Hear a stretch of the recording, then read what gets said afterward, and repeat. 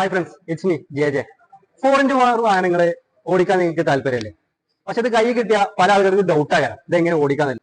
അതിൽ യൂസ് ചെയ്യുന്ന മെയിൻ ഒരു സംഭവമാണ് നമ്മളൊരു ലോ ഗിയർ, ഹൈ ഗിയർ, പണ്ടത്തെ ആളുകളൊക്കെ പറഞ്ഞ മാതിരി ഹനുമാൻ ഗിയർ.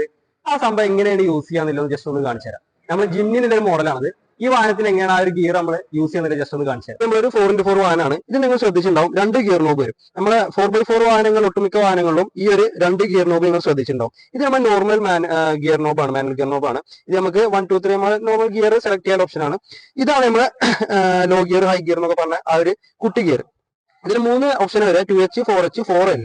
2H എന്ന് ഉദ്ദേശിച്ചത് നോർമൽ നമ്മളെ 2 വീൽ ഡ്രൈവ് ആണ്, 2 വീലിലോട്ട് മാത്രം പവർ പോകും.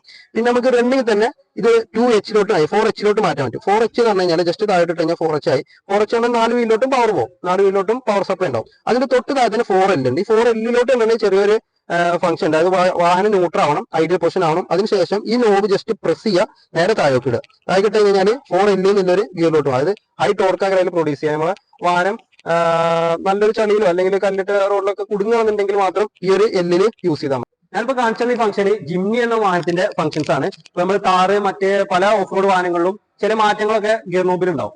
അപ്പൊ ഓരോ വെഹിക്കിളും ഓരോ പോലെ ആയിരിക്കും അതിന്റെ ഫംഗ്ഷൻസും കാര്യങ്ങളും വരിക. അപ്പോ 4x4 വാഹനങ്ങൾ കൈ കിട്ടുകയാണെന്നുണ്ടെങ്കിൽ ഇതൊക്കെ ഒന്ന് യൂസ് ചെയ്തൊന്ന് ജസ്റ്റ് ഒന്ന് ഓടിച്ചു നോക്കുക. ഓക്കെ.